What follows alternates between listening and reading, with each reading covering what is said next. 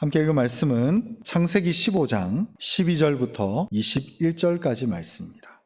제가 한 절 읽고 여러분 한 절 읽어주시고 마지막은 합독하도록 하겠습니다. 해질 때에 아브라함에게 깊은 잠이 임하고 큰 흑암과 두려움이 그에게 임하였더니 여호와께서 아브라함에게 이르시되 너는 반드시 알라 내 자손이 이방에서 객이 되어 그들을 섬기겠고 그들은 400년 동안 내 자손을 괴롭히리니 그들이 섬기는 나라를 내가 징벌할지며 그 후에 내 자손이 큰 재물을 이끌고 나오리라.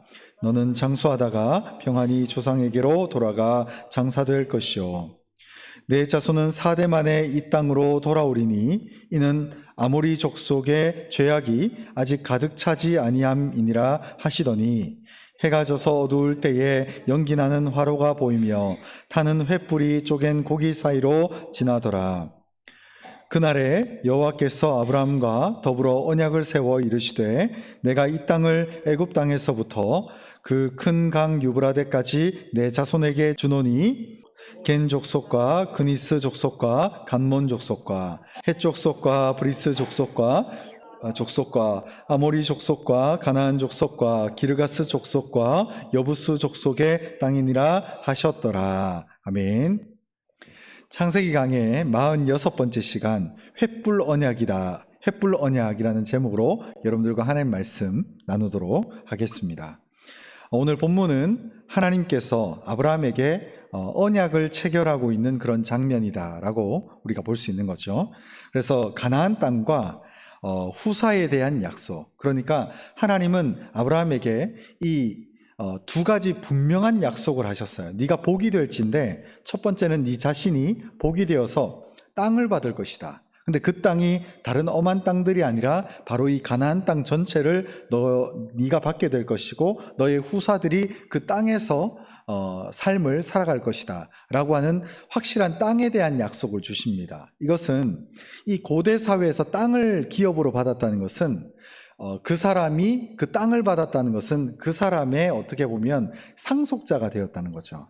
그런데 놀랍게도 아브라함은 왜 하나님이 본토 친척을 떠나게 하셨을까? 그리고 아버지와 손절하는, 손절이란 말이 좀 어떻게 보면은 너무 직관적인 말일 수 있겠습니다만 왜 아버지 데라와 아브라함을 떨어놓게 하셨을까? 떨어지게 하셨을까? 그 이유가 하나님께서 아브라함의 조상이 되겠다는 거예요. 무슨 말인지 아시겠죠? 하나님이 택한 이스라엘 민족을 향한 땅이 가나안 땅, 이것은 젖과 꿀이 흐르는 땅입니다.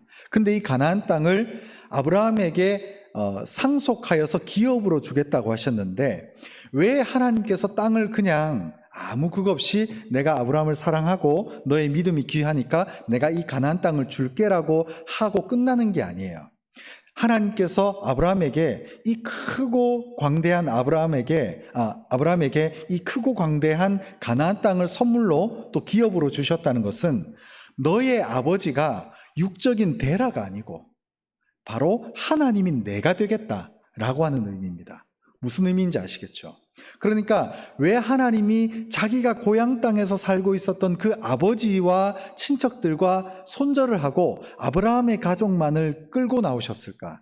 그 이유가 내가 너의 아비가 되고 내가 너의 선조가 되고 내가 너의 영적인 조상이 되어주겠다, 이런 뜻입니다. 그래서 하나님은 이 아브라함을 훈련시키는 거예요.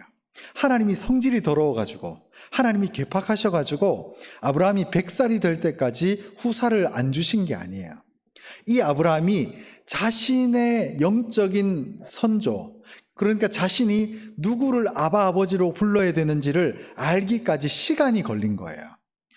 여러분, 우리가 이제 성경에서도 엄청나게 나와 있고 이런 교회도 있고 목사님들이 우리 어릴 때부터 아니면 신앙생활을 시작했을 때부터 아버지 주여 아버지여 이런 말을 하다 보니까 이게 친숙하지만 이때 당시만 하더라도 하나님 하면 이런 거였습니다. 나무의 신, 태양신, 바다를 다스리는 신, 이런 식으로 생각을 했거든요. 그러니까 사람이 어떻게 신과 부모와 자식 관계가 되는가, 이거를 전혀 모를 때였어요.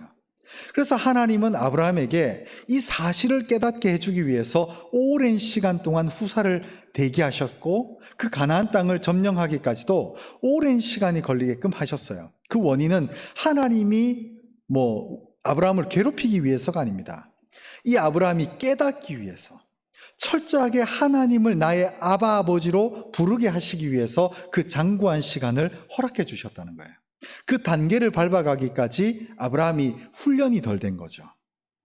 오늘 말씀은 이렇지만 제가 다음 주 말씀을 보니까 다음 주에 보면 다음 주 수요예배 때 보면 아브라함이 오늘만 하더라도 횃불 언약을 통해서 보면 12장 7절 그리고 창세기 13장 14절부터 17절 그리고 오늘 본문 창세기 15장 12절부터 21절까지 총 3번 12장, 13장, 15장에서 계속해서 하나님은 너에게 가나안 땅을 줄게, 너에게 후사가 있을 거야, 하늘의 별과 같이 많을 거야 라고 약속을 했는데 이걸 하나님 앞에서는 아멘 하지만 아브라함이 못 깨닫는 거예요. 그래서 이제 다음 주에 보면 아브라함이 사라가 하도 자식이 없어서 발을 동동 구르니까 몸종인 하갈을 취해가지고 이스마엘이라고 하는 자식을 놓게 됩니다. 그러니까 이런 것들을 보게 되면서 아직도 나이는 70세가 80세가 넘었지만 이 훈련이 덜 됐구나, 아브라함이. 아직 하나님의 가나안 땅을 선물로 받기에는 그릇이 준비가 안 된 거예요. 그러니까 믿음이 너무 약한 거죠. 하나님은 눈앞에 나타나서 오늘도 약속을 계속 체결하고 있는데 아브라함은 결국은 몸종을 통해서 후사를 낳아버리는 큰 우를 범합니다. 그래서 오늘날 보면 이스라엘이 어떻습니까? 그 중동 지방에 보면 이스라엘이 아주 작은 영토를 가지고 있고 요 이스라엘은 하나님을 섬기려고 몸부림을 치는데 그 근처가 전부 그 종교가 이슬람 국가잖아요. 그들이 나중에 하나님의 족보에서 삐져나온 에돔 족속 그리고 오늘 본문 다음 주에 볼 이스마엘 후손들 이런 사람들이거든요. 그래서 이런 자들의 후손이 오늘날 이 기독교 신앙에서부터 벗어난 잘못된 종교를 믿으면서 잘못된 후유증을 남긴다는 거예요. 그러니까 하나님의 뜻대로 선택하고 하나님의 때를 기다리고 그 앞에서 순종함으로 기다리는 게 이렇게 중요하다는 거예요. 그것을 상징적으로 보여주게 된다는 거예요. 그래서 오늘 이 하나님께서 3번째 다시 한번 아브라함에게 너에게 땅을 줄 것이다, 너의 자손들이 하늘의 별과 같이 많을 것이다 약속함을 통해서 하나님은 분명하게 이제 어느 땅을 네가 점령할 거다, 어느 땅을 네가 받게 될 거다라고 한 것을 오늘 본문 읽었던 18절부터 21절까지 아주 구체적으로 알려줍니다. 너무 좋죠? 어느 날 예를 들어서 제가 잠을 잤는데 하나님께서 저에게 대구 동구를 너에게 줄게, 야, 이거 너무 좋잖아요. 대구 서구도 너에게 줄게, 대구 수성구도 너에게 줄게. 와, 이거 너무 좋은 거예요. 그래서 하나님이 이 아브라함에게 그동안은 아주 말씀으로 하셨지만 오늘 본문 3번째 약속을 하실 때는 명확하게 어디에서부터 어디까지 어느 땅을 너에게 줄 것이다라고 확실한 약속을 하고 있는 것을 우리가 보게 된다는 거죠. 자, 그럼 오늘 본문 12절부터 구체적으로 한번 살펴보도록 하겠습니다. 오늘 본문 12절을 같이 한번 읽겠습니다. 시작. 해질 때에 아브라함에게 깊은 잠이 임하고 큰 흑암과 두려움이 그에게 임하였더니. 아멘. 여기 보면 해질 때라는 말이 시작할 때 나오죠. 자, 이게 어떤 상황이냐면 전날 밤 혹은 당일날 새벽에 전날 밤에 잠을 자고 있을 때 하나님이 아브라함에게 나타나셔서 그러니까 남들처럼 잠을 자야 되는데 잠을 못 자고 있었습니다. 왜? 자신의 아들이 아직도 없으니까. 자긴 지금 나이가 85세나 됐는데 자식이 없으니까 이 많은 기업, 이 많은 몸종들, 이 많은 가업을 누가 받을까? 이 염려통에 잠을 못 자는 거예요. 그래서 아브라함이 걱정하고 염려하고 있으니까 하나님께서 전날 밤 혹은 그날 당일 새벽에 아브라함을 불러내셨어요. 그런데 재밌는 사실은 오늘 본문 12절 초두에 보면 해질 때라고 되어 있습니다. 해질 때. 그러니까 이게 무슨 얘기냐면 하나님이 전날 밤 혹은 당일날 새벽에, 그러니까 오늘 새벽이 되는 거죠. 예를 들어서 오늘 한 2-3시쯤에 아브라함에게 환상 중에 나타나셔서 아브라함을 텐트에서 불러내서 하늘을 바라보게 하면서 너의 후손들이 별과 같이 많을 거야 라는 이야기를 하십니다. 근데 여러 가지 얘기를 해주면서 지금 오늘 본문 12절이 되니까 얼마나 시간이 지났냐면 만 하루가 지나버렸어요. 하루. 그러니까 여기서 말하는 12절은 이제 해가 질 때 잠을 자죠. 그러니까 새벽까지 아브라함은 잠을 못 잤어요. 그리고 12절에서 말하는 이 해질 때는 저녁쯤을 얘기하기 때문에 시간차가 맞질 않아요. 그러니까 처음 하나님이 아브라함에게 등장했을 때는 새벽쯤인데 여기 12절에서 이제 해가 진다, 이것은 하루가 지났다는 거죠. 그래서 오늘 저녁이 된 겁니다. 그러니까 하나님과 아브라함이 동행하면서 오늘 새벽에 주님이 만나 주셨다가 지금 이 시간까지 동행을 한 거예요. 그래서 이 시간까지 동행을 하면서 아브라함에게 깊은 잠이 임했습니다. 당연하죠. 우리는 때로 영적인 세계를 막연하게 생각할 때가 있어요. 예를 들어서 기도 한 판이면 하루아침에 뭔가 뒤집어지고 막 역사가 일어나고 이렇게 생각을 하는데 영적인 세계가 실제로 그렇지는 않습니다. 아브라함과 동행하면서 하나님은 시간과 공간과 모든 것들을 초월하시지만 인간 아브라함은 그렇지를 못해요. 그래서 하나님께서 아브라함에게 뭔가 약속을 하시고 아브라함을 설득하기까지 시간이 걸리시고 모든 앞으로에 일어날 일들을 지금 말씀하고 계신데 오늘 본문에서 이 얘기를 하시면서 오랜 것들을, 많은 것들을 보여주셨어요. 그러면서 만 하루의 시간이 지나갔다는 것을 여기서 말하고 있는 거죠. 그래서 이제는 아브라함이 하루 동안 하나님과 동행하니까 사람이 어떻게 될까요? 전날 밤에 잠을 못 자고 지쳤겠죠. 그래서 하나님은 아브라함의 이런 면까지 보시고 여기 보면 해질 때에, 그 다음날 저녁 때에 빨리 해가 질 무렵에 하나님께서 깊은 잠을 주십니다. 그러니까 하나님이요, 우리가 간혹 하나님을 무뚝뚝한 하나님, 그리고 우리가 이렇게 기도했는데 응답을 안 해줘요. 하나님은 왜 답답한 하나님, 이렇게 생각하는데 그렇지 않습니다. 여기서 아브라함이 하나님의 어떤 초월하심을 못 따라가잖아요. 물리적으로 하루라는 시간이 지나갔음에도 불구하고 하나님은 아브라함의 육신의 연약함을 보셨기 때문에 이제는 빨리 저녁에 잠을 재워주시는데 깊은 수면에 들어갈 수 있도록 인도해 주시는 거예요. 그러니까 하나님은 우리의 상황, 우리의 연약함을 동정하지 못하실 리가 전혀 아니라는 거죠. 그래서 하나님은 철저하게 하나님께서 아브라함의 이 짧은 부분을 통해서도 아브라함을 배려해 주시고 이제 하루 동안 지났으니까 얼마나 지칠까 봐 깊은 잠까지 선물로 주시는 은혜가 있습니다. 성경에 보면 하나님이 자신이 사랑하는 자에게 깊은 잠을 주신다 그러잖아요. 그래서 깊은 잠을 아브라함에게 주십니다. 그러면서 이제 큰 흑암과 두려움이 그에게 임하였더니 이렇게 되어 있습니다. 그리고 이어지는 13절을 제가 한번 읽어드리겠습니다. 여호와께서 아브라함에게 이르시되 너는 반드시 알라. 내 자손이 이방에서 객이 되어 그들을 섬기겠고 그들은 400년 동안 내 자손을 괴롭히리니. 이건 간단합니다. 나중에 요셉이 애굽의 총리가 되고 그 애굽에 이주를 하게 되면서 400년 동안이나 이스라엘 백성들이 이집트 땅에서 종노릇하죠. 그 얘기를 지금 여기서 하고 있는 겁니다. 그래서 13절 뒤에 보면 그들을 섬기겠고 이방에서 객이 되어 그들을 섬기겠고 그들은 400년 동안 내 자손을 괴롭게 할 것이다. 실제로 이루어졌죠? 출애굽기에 어떤 일이 일어날지를 설명해 주고 있습니다. 제가 이런 부분들을 놓고 이제 말씀드리고 싶은 것 중에 하나는 우리 간혹 보면 의외로 영적이다라고 하는 분들, 선지자다라고 하는 분들을 많이 만납니다. 근데 이런 사람들을 보면 우리가 잘 구분해야 돼요. 그러니까 100번 어떤 예언을 던져가지고 한 번 맞추는 거는 누구나 할 수 있습니다. 여러분들도 하실 수 있어요. 우리 주변에 보면은 TV라던가 어떤 분들이 보면은 막 소위 말하는 예언가들 있죠. 아마 유튜브 많이 하실 겁니다. 그죠? 그런데 보면은 어떤 유명한 분들이 있습니다. 아프리카의 무슨 예언가, 수염을 이렇게 기르신 어떤 분들, 이런 분들이 특히 제가 기억이 나는 게 2014년, 2017년 이럴 때 한국 전쟁이 일어난다는 거예요. 그거 다 틀렸습니다. 그러면 우리 깨어있는 성도들은 최소한 저 사람은 거짓말쟁이다 라고 하는 확실한 판단이 세워져야 되는데 이분들은 지금도 예언을 하고 있거든요. 근데 그들을 따르는 추종자가 저는 개인적으로 이해가 잘 안 돼요. 여러분 100번 예언해서 하나 때려 맞추는 거 그건 누구나 합니다. 그런데 이 한 번의 명확한 예언을 정확하게 맞추고 말할 수 있는 이 사람이 대단한 참된 영적인 거 아니겠어요? 그래서 하나님이 지금 아브라함을 만나면서 얘기를 하시는 거예요. 너는 반드시 알라, 반드시 알라.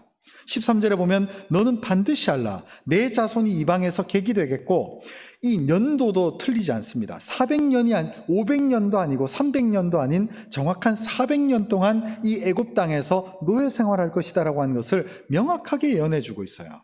근데 우리 소위 말하는 주변의 예언가들을 함부로 따라가시면 안 돼요. 그러니까 우리가 분별이 필요하다는 거죠. 자, 그리고 14절, 그들이 섬기는 나라를 내가 징벌할지며 그 후에 내 자손이 큰 재물을 이끌고 나오리라. 이렇게 되어 있습니다. 그들이 섬기는 나라를 내가 징벌할지며, 하나님이 모세를 통해서 이집트, 애굽을 어떻게 합니까? 징벌하죠. 무엇으로? 10가지 재앙으로. 그 출애굽할 때 10가지 재앙을 통해서 그 화려하고 아름다운 궁전과 화려한 무역의 도시 이집트가 초토화가 됩니다. 그들이 생각하는 어떤 민족의 정체성이라고 할 수 있는 나일강이 피해 강으로 물들어 버려요. 하나님은 그런 분입니다. 그래서 하나님이 이 이집트를 초토화시키고 나서 그 뒤에 보면은 그 후에 내 자손이 출애굽을 얘기합니다. 큰 재물을 이끌고 나오리라. 400년 동안 이 이집트 사람들의 노예 생활을 통해서 괴롭힘은 당했습니다. 그런데 이 14절 말미에 보면 내 자손이 큰 재물을 이끌고 나오리라. 그래서 400년, 정확하게 얘기하면 430년 동안 노예 생활을 하긴 했지만, 그래서 노예라는 신분으로 살기는 살았지만 출애굽할 때는 그들이 재물을 챙기고 나온 거예요. 그러니까 큰 재물을 소유한 자가 되어서 그 땅에 있을 때만큼은 노예 생활을 했지만 결국은 마치 전쟁에서 승리한 승리자처럼 그 이집트 땅을 나왔다는 것을 출애굽 사건을 통해서 지금 하나님께서 일찍이 아브라함 때 말씀해 주고 있는 거예요. 기가 막히죠.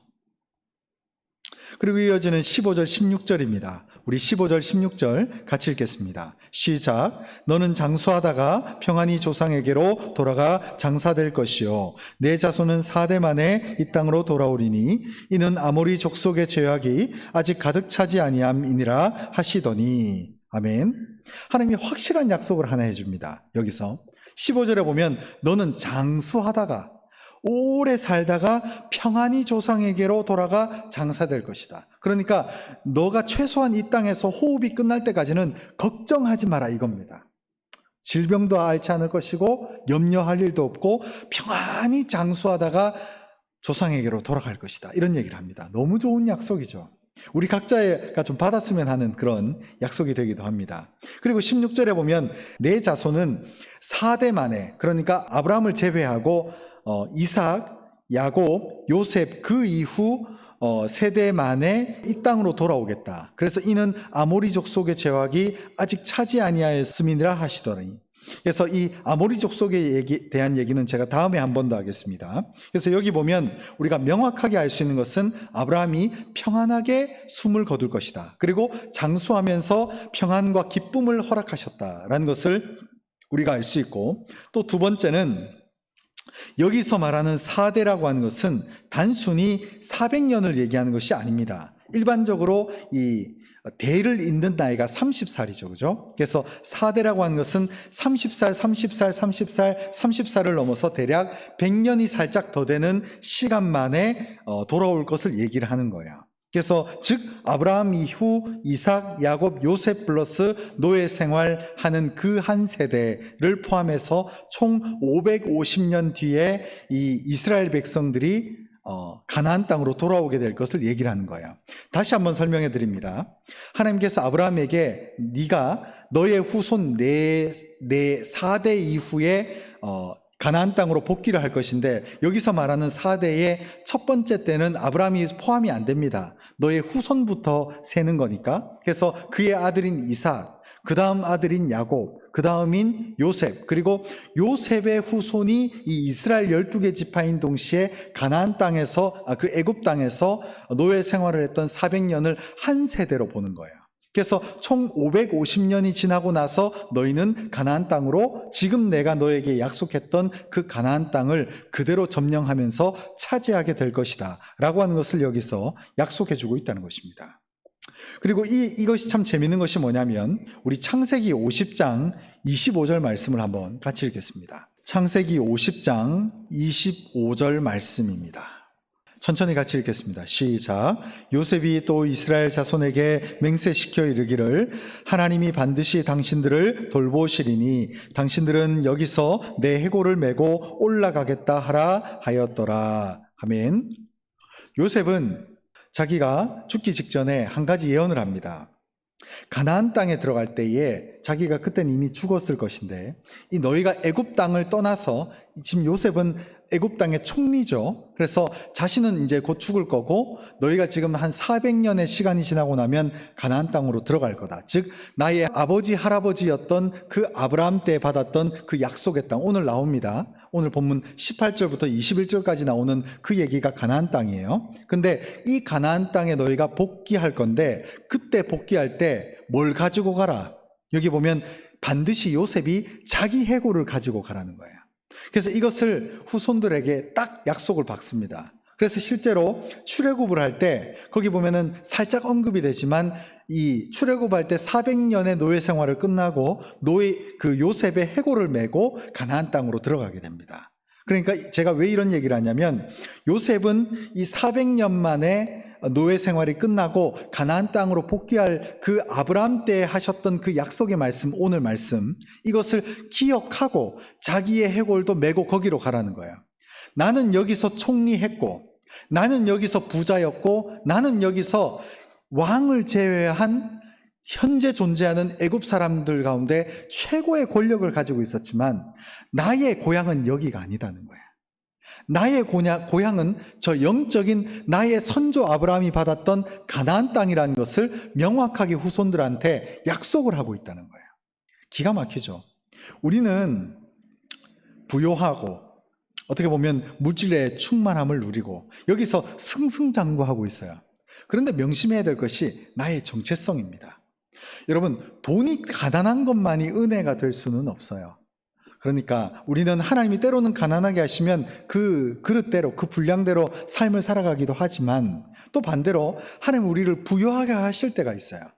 그러나 명심해야 될 것은 내가 이 땅에서 지금 살 때 내가 부유하다고 이 땅 자체가 나의 본향으로 삼으면 안 된다는 것을 바로 이 요셉을 통해서 분명하게 알 수 있습니다.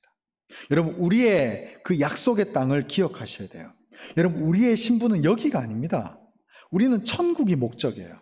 그래서 요셉이 죽기 직전에 후손들에게 약속을 하잖아요. 너희가 400년이 지나고 저 가나안 땅으로 들어갈 때에 반드시 나의 해골을 메고 올라가야 된다. 내 고향은 저기다. 여기가 아니다. 이런 얘기를 하거든요. 이런 거 보면 신앙교육이 참 중요하다는 생각이 들어요. 우리가 하나님의 약속을 받잖아요. 우리는 사실 오늘 본문에 나오는 아브라함이 되기 전인 아브라함, 아직 준비가 덜 된 아브라함을 보면 하나님이 계속 약속의 말씀을 주는데 잊어버려요. 12장에서도 주셨고 13장에서도 약속하셨고 오늘 보면 15장에서도 약속하셨는데 제가 볼 다음 주 수요예배 때 보면 후사를 사례를 통해서 얻는 게 아니라 몸종을 통해서 얻어버리는 큰 실수를 범해요. 이게 뭐가 문제냐? 하나님의 약속의 말씀을 머리가 잊어버리는 거예요. 그렇게 하면 안 된다는 거예요. 하나님의 약속의 말씀을 붙드셔야 됩니다. 그리고 내가 무언가 기도하다가 받은 약속의 말씀을 놓치시면 안 돼요. 1년 지났다고 그때 주신 그 은혜의 말씀 까먹어버리고 또 까먹어버리고 그렇게 되면 안 돼요. 오늘 이 요셉은 그 몇백 년 위에 있었던 아브라함 때 받았던 오늘 이 말씀 400년 만에 너희가 그 약속의 고향의 땅으로 복귀할 것이다 라는 말을 기억하고 있었기 때문에 마지막 최종 유언이 자식들 출세해라, 너희들 공부 잘해야 된다 이런 수준이 아니라 너희가 반드시 가나안 땅으로 고향으로 복귀할 건데 그 복귀할 때에 내 해골을 잊지 말아달라, 내 해골을 안고 가라. 그 이유가 내 고향은 저기이기 때문이다 라고 하는 요셉의 가장 단호하고 확실한 믿음의 순수성이 보여지는 거예요. 여러분, 우리가 살고 있는 이 땅은 아무것도 아닙니다. 어떻게 보면 영적인 애굽 땅이라고 볼 수 있어요. 그래서 우리는 늘 기억해야 됩니다. 영적인 가나안 땅으로 우리는 가야 된다. 그래서 이제 하나님은 구체적으로 아브라함에게 약속을 해주세요. 오늘 본문 창세기 15장 17절 말씀을 제가 한번 읽어드리겠습니다. 창세기 15장 17절 해가 져서 어두울 때에 연기 나는 화로가 보이며 타는 횃불이 쪼갠 고기 사이로 지나더라. 여기 17절에 보면 이제 해가 완전히 졌습니다. 깊은 잠에 들었었지만 또다시 해가 져서 또 하루가 지났어요. 참 어마어마하게 시간이 지나죠. 그래서 이 해가 져서 어두울 때에 연기 나는 화로가 보이며 타는 횃불이 쪼갠 사이로 지나더라, 이렇게 되어 있는데, 하나님께서 이제 아브라함에게 약속을 해주시는 거예요. 그때 당시에는 우리가 흔히 하는 약속 중에 말로 하기도 하지만 우리 어릴 때 새끼 손가락을 걸잖아요. 이게 한국 문화 아닙니까? 그죠? 이렇게 걸어가지고 약속을 하잖아요. 근데 이때 당시에는 우리가 새끼 손가락 거는 것만큼 아주 일반적인 약속이 뭐냐면, 이 A라는 사람과 B라는 사람이 약속을 했어요. 근데 이 약속을 유지시키기 위해서 어떤 짐승 한 마리를 가지고 옵니다. 최소한의 한 마리 이상. 그래서 이 짐승을 절반으로 쪼개요. 그래서 쪼갰을 통해서 이 가운데 불을 내게 하고 그 쪼갠 동물 그 사이를 이 두 사람이 지나갑니다. 그래서 무슨 약속을 하냐면, 마음속으로 만약에 우리가 지금 약속을 한 이것을 A든 B든 누군가가 안 지키면 지금 눈앞에 보이는 저 짐승이 쪼개진 것처럼 누가 계약을 불충분하게 불응했을 때에 그 사람이 저 쪼갠 짐승처럼 되게 될 것이다라고 하는 약속을 이때 당시에는 누구나 했어요. 이스라엘만 한 게 아니라 그때 당시에는 고대 근동에서 누구나 이런 방식으로 계약을 했거든요. 그래서 하나님이 자신의 방식이 아닌 아브라함이 일반적으로 하는 일반적인 약속의 형태로 나타나셔서 그 짐승을 깨고, 오늘 설교의 제목인 하나님의 영적인 임재의 상징, 즉 하늘에서 불을 주셔가지고 그 제물을, 그 쪼개진 짐승을 불로 태우시는 그런 은혜의 역사가 여기서 구체적으로 나오게 된다는 것이죠. 그래서 17절에서 약속이 확실하게 체결되고 18절부터 21절까지 보면 이제는 이 아브라함이 직접적으로 취하게 될 가나안 땅의 그 지명과 내용을, 그 범위를 알려주시는 거예요. 그래서 여기 보면 그날 18절에 보면 그날에 여호와께서 아브라함과 더불어 언약을 세워 이르시되, 17절에서 언약을 세웠죠. 그래서 이르시되 내가 이 땅을 애굽 땅에서부터 그 큰 강 유브라데까지 내 자손에게 주리니 곧 겐 족속과 그니스 족속과 감몬 족속, 헷 족속, 브리스 족속, 르바 족속, 아모리 족속과 가나안 족속과 기르가스 족속과 여부스 족속의 땅이니라 하셨더라. 그래서 그 민족을 쭉 설명했지만 그 민족이 현재 다스리는 그 땅을 아브라함 너한테 줄게라고 약속을 하신 거예요. 야, 저는 방촌동만 저한테 줘도 굉장히 좋을 것 같은데, 여기 CU 자리 되게 좋더라고요. 이것만 줘도 참 좋을 것 같은데 얼마나 넓은 땅을 이 아브라함에게 주시는지 그런 감동의 은혜가 있는 거죠. 그래서 오늘 결론의 말씀을 함께 나누고자 합니다. 첫 번째 결론의 말씀은, 하나님은 참으로 신실하시다는 거예요.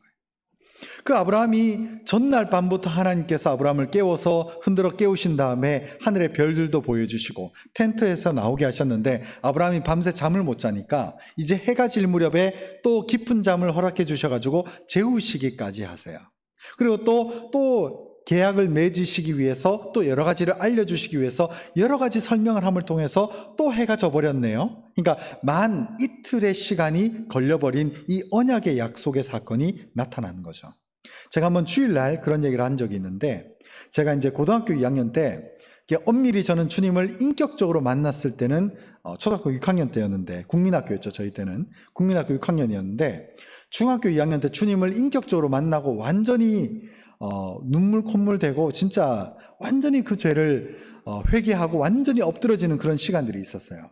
그리고 나서 이제 그때 그 강렬했던 감정을 수련회 때마다 또 느끼고 싶은 거예요. 그래가지고 막 여름 방학, 겨울 방학, 막 어떤 집회는 다 다녔는데 그 중학교 2학년 때만큼 그 흥분되는 은혜를 안 주시는 거예요.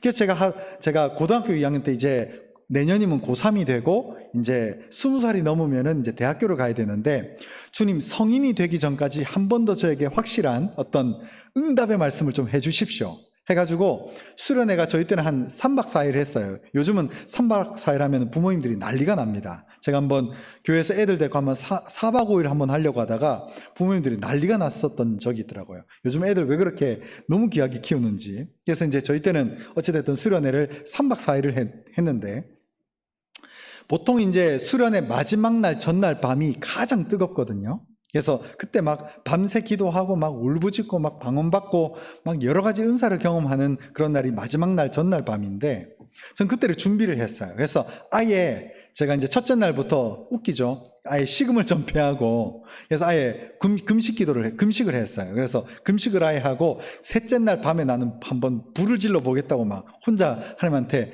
이제 20살을 앞두고 있는데 주님 한번 어떻게 좀 해주십시오. 저에게 환상을 보여주시던가 한번 뭐 해주시던가 한번 죽자사자 한번 매달려 봐야 되겠다라고 딱 했는데 그래서 이제 집회가 다 끝나고 혼자 남은 거예요. 그 집회 장소의 큰 홀에서 혼자 강대상 앞에 딱 무릎을 꿇었거든요. 근데 그 행사를 준비했던 다음 날 중요한 일이 실제로 있었어요. 그러다 보니까 제가 3일 동안 굶어 놓으니까 체력을 유지하지 않고서는 안 되는 분명한 일이 있었습니다. 그게 중요한 내용은 아닌데 그러다 보니까 제가 이제 어떻게든 밤새려고 엎드렸는데 분명히 이제 주일날 아마 들으신 분들은 분명히 아시겠지만 우리 두 분 잘 모르시니까 그래서 이제 제가 분명히 엎드려서 기도하고 있었거든요.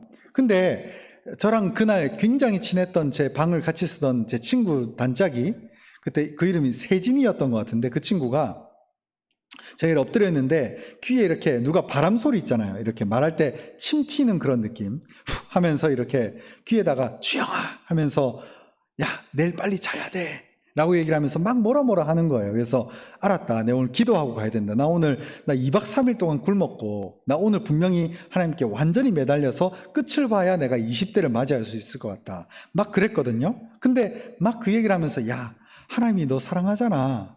너 기도 이렇게 너무 무리 안 해도 돼 라고 얘기를 하고 이제 그 친구는 올라갔어요.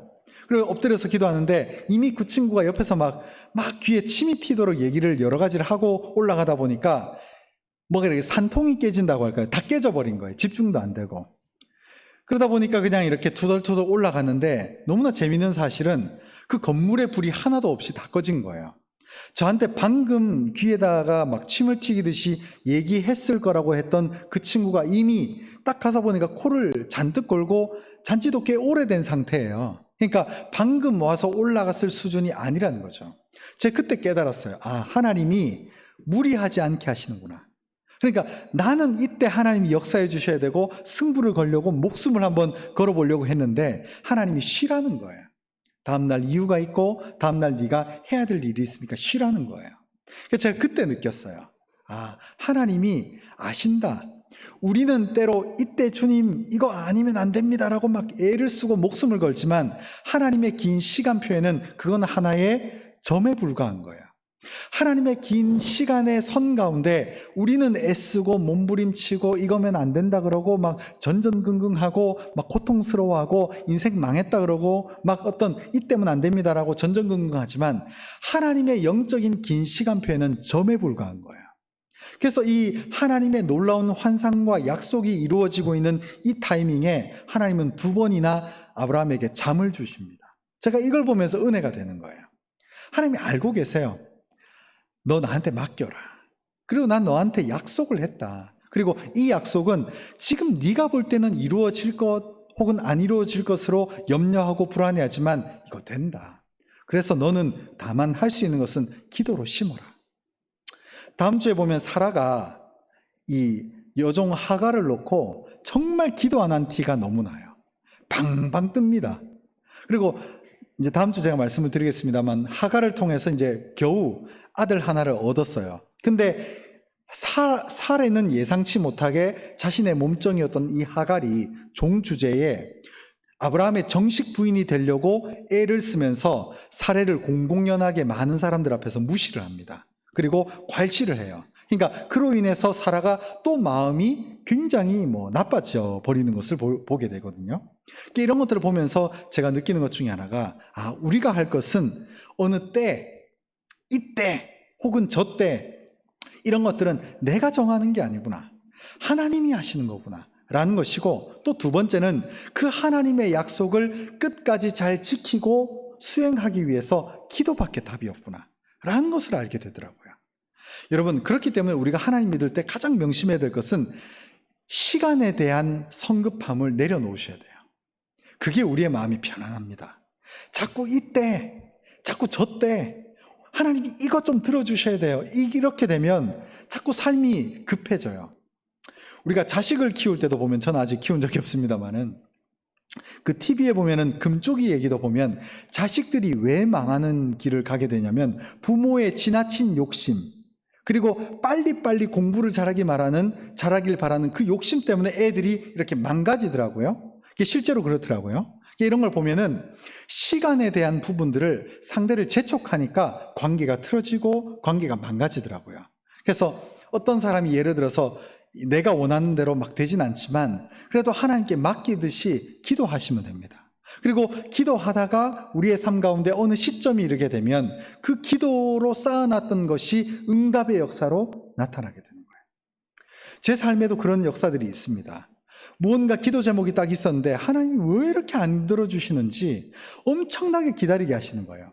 엄청난 시간이 지나갔습니다. 그러나 제가 그 기다림의 시간 동안 애간장을 태우면서 유일하게 효과 있게 한 것은 기도밖에 없었거든요. 근데 어느 시점에서 하나님이 물꼬를 틀어주시고 상황을 뒤집어 주시는데 뭘 깨달았냐면 그때 기도했던 게 헛게 아니구나라는 것을 어느 시점에서부턴가 머리에서 파노라마처럼 지나갑니다. 7년 전에 그때 기도했는데 하나님이 그거 기억하셨구나. 그래서 지금 나는 이때 1년 후, 2년 후에 빨리 이루어졌으면 좋겠는데 7년의 시간이 지나가서 어떤 선물을 주셨는데 이게 7년 동안 쌓아놨던 기도의 해답이었어요. 그래서 그 7년이라고 하는 시간이 딱 지나갔을 때 그때 기도했던 것만 머리에서 파노라마로 지나가더라고요. 그리고 그 7년의 시간 동안 이걸 선택했더라면, 그때 내가 조급함으로 저렇게 선택했더라면, 그때 내가 인간적인 판단으로 저런 길을 내가 붙들었더라면 큰일 났겠다는 생각이 그 7년이라고 하는 물리적인 시간이 지나갔을 때 소름 돋듯이 오더라고요. 여러분, 하나님 신실합니다. 그래서 나는 지금이지만 하나님은 기다리게 하시는 거예요. 그래서 그러나 그 기다림이 결코 헛것이 아니라 기도로 싸우면 반드시 이루어집니다. 하나님은 절대 나쁘신 분이 아니에요. 우리의 기도를 진짜 다 기억하고 있습니다. 그래서 믿음으로 던지는 거예요. 기도는 던지는 겁니다. 앞으로 돌멩이를 던지듯이 자꾸 던져요. 그러나 지금은 눈앞에 아무 돌멩이가 없고 쌓아놓은 것이 없어도 기도로 차곡차곡 쌓으면 그 어느 땐가 하나님의 섭리의 그 약속이 우리의 기도의 쌓임과 맞물려져서 아주 환상적인 약속의 날을 우리에게 선물로 주실 때가 있다는 거예요. 두 번째 결론은 아브라함이 위대한 믿음의 조상이 될 수 있도록 하나님이 아브라함을 직접 이끌고 있다는 것을 명심하시기 바랍니다. 믿음의 조상 하지만 아브라함은 약속을 하나님이 너무나 확실하게 그 약속의 땅의 어떤 지명까지도 다 알려주셨는데 다음 주에 정신 못 차려요. 아브라함은 수예배 때. 그러니까 이런 걸 보면 아브라함도 믿음의 조상이지만 아브라함 한 명만 바라보면 아무것도 아니에요. 여러분, 그러니까 사람은요, 믿을 대상이 못 돼요. 사람은 다 연약합니다. 제가 존경하는 어떤 목사님도 엊그제 소천하셨거든요. 제 어릴 때 신앙생활했던 그 목사님이 이제 드디어 돌아가셨어요. 근데 그때 제가 돌이켜보면 뭐라고 얘기는 하지 않겠습니다만 그 목사님이 말씀도 너무 좋고 좋은 얘기들 많이 하셨는데 예언 하나를 잘못한 게 있어요. 저는 그거 금요 기도회 시간에 딱 들었던 기억이 나는데 그거 성취 안 됐어요. 그러니까 사람은 완전하지 못해요. 실수하고 미숙하고 잘못 볼 수도 있어요. 그래서 사람을 기대하지 말고 하나님을 기대하면서 하나님께 약속의 기도를 쌓을 때에 반드시 우리에게 응답해 주시는 하나님의 그 약속의 때를 기다리는 은혜가 필요합니다. 그래서 할 수 있으면 하나님이 내 인생을 이끌어 달라고 기도하는 방법밖에 없어요. 그러나 그것이 가장 빠른 길로 가는 영적인 지름길이 되겠죠. 그리고 마지막 세 번째 결론은 하나님은 우리의 연약함을 동정하지 못하실 리가 아니라는 거예요. 히브리서 4장 15절 16절을 제가 한번 읽어드리겠습니다. 너무나 좋은 위로의 말씀이죠. 히브리서 4장 15절 16절입니다. 우리에게 있는 대제사장은, 여기서 말하는 대제사장은 예수님입니다. 우리에게 있는 대제사장은 우리의 연약함을 동정하지 못하시리가 아니요 모든 일에 우리와 똑같이 시험을 받으신 이로되 죄는 없으시니라. 그러므로 우리는 긍휼하심을 받고 때를 따라 돕는 은혜를 얻기 위하여 은혜의 보좌 앞에 담대히 나아갈 것이니라. 이 은혜의 보좌가 뭘까요? 기도 자리입니다. 기도. 그러니까 우리가 할 수 있는 것은 은혜의 보좌로 나가는 것밖에 없는데 그 은혜의 보좌의 자리가 기도의 자리예요. 그래서 그 기도의 자리를 지킴을 통해서 응답해 주시고 약속의 말씀을 주시고 때를 기다리면 우리는 절대 조급하지 않습니다. 그리고 아까 읽었던 15절, 그 예수 그리스도가 우리의 연약함을 동정하지 못하시리가 아니요. 하나님 우리의 연약함을 아십니다. 우리가 어느 기준에 도달하지 않는다고 해서 기준 도달하지 못했어? 너 끝났네? 이제 내가 너 심판할 거야? 너 이제 인생 끝난 거야? 이런 분이 아니라는 거예요. 우리의 약점, 내 성격적인 아쉬움, 내 생각의 부족함, 이런 걸 하나님이 다 알고 계세요. 그래서 우리에 맞게, 우리 각자에 맞게 하나님이 알아서 만들어 가시고 역사하시거든요. 우리의 연약함을 하나님은 알고 있습니다. 우리는 완벽한 자들이 아니잖아요. 그래서 하나님의 인도하심으로 우리가 구하고 우리 각자의 부족함을 하나님께 맡기는 거예요. 때로는 안 될 때가 있어요. 너무 부족해요. 그러나 그 부족함 때문에 우리가 하나님과 관계를 끊어버리는 우를 범하지 말고 하나님, 예, 맞습니다. 저 약합니다. 그러나 그 약함이라고 하는 고백도 자포자기, 실망, 자기 학대로 끝나는 게 아니라 기도의 자리로 나오면, 즉 방금 제가 말씀드렸던 16절 말씀 은혜의 자리로 나오면 회복이 되는 줄 믿습니다. 하나님이 우리를 만들어 주시는 거예요. 그래서 절대 우리 자신을 학대하지 마십시오. 하나님은 우리가 도달할 수 없는 영역에 계신다? 아닙니다. 우리의 연약함을 아시고 우리의 때로는 게으름, 때로는 우리의 미련함, 때로는 우리의 부족함, 때로는 우리의 약점을 자꾸 사람들하고 풀려고 하지 말고 또 돈 쓰는 어떤 과소비에 매달리지 말고 혹은 우리의 약점들을 드라마 보면서 잊어버리는 이런 게 아니라 은혜의 자리로 나올 때에 우리의 약점이 성숙되어져서 아름답게 가꾸어지는 거예요.